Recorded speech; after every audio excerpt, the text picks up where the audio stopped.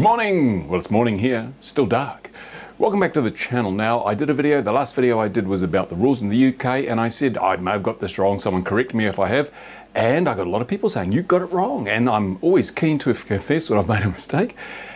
And the interesting thing is that I looked through CAP722, which is the defining document for the rules in the UK, and basically they said you must keep the model and visual line of sight at all times.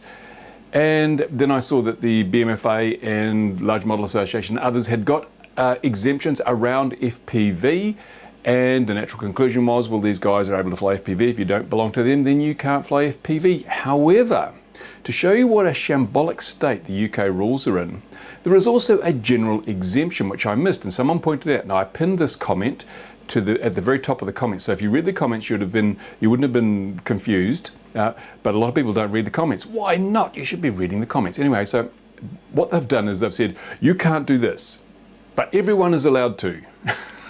No, so nobody can do this, but everyone is allowed to. They've issued a general exemption which applies to everybody. Now, exemptions are designed for special cases. Now, you may have a situation where, for example, here in New Zealand, you can't fly at an airport with your model unless you've got a certification such as the one I hold issued by a national model flying body.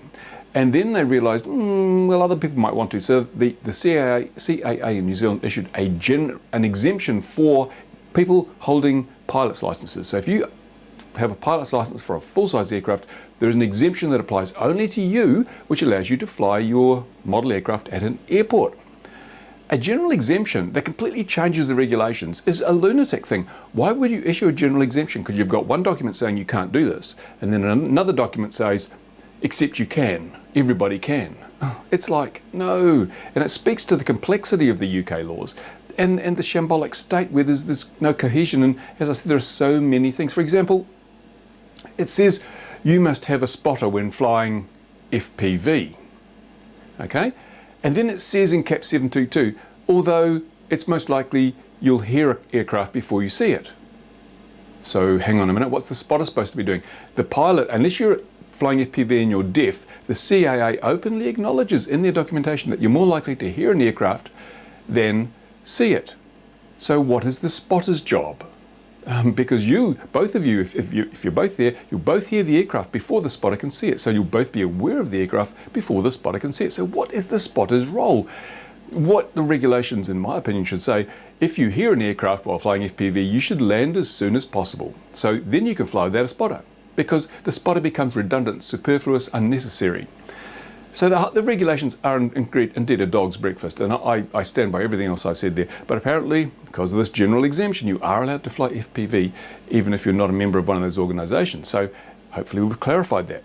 But it doesn't change anything else. It's still just a dog's breakfast. And registration, of course, you won't be able to fly FPV unless you're registered as of the 1st of next month, because you'll have a camera. And another interesting comment made on that video I just posted last was that the CAA have been challenged on that. The point I raised about a camera that's only used for guidance and control or monitoring an aircraft, that doesn't classify as a personal or device capable of capturing personal data. And CAA said, good luck with that, we'll see you in court. So they have openly said one thing and then said, but if you believe that, then we'll take you to court.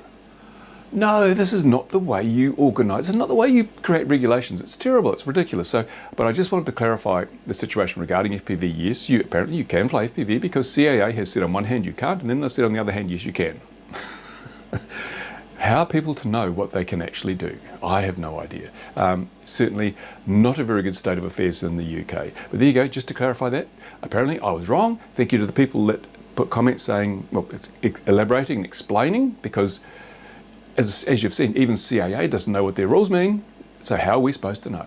And of course, ignorance is no defence, but surely confusion must be. Anyway, there we go. Thanks for watching, guys. To the comments with your comments if you have any. And I'll see you soon. It's nearly 2021. Let's see what that holds. Bye for now.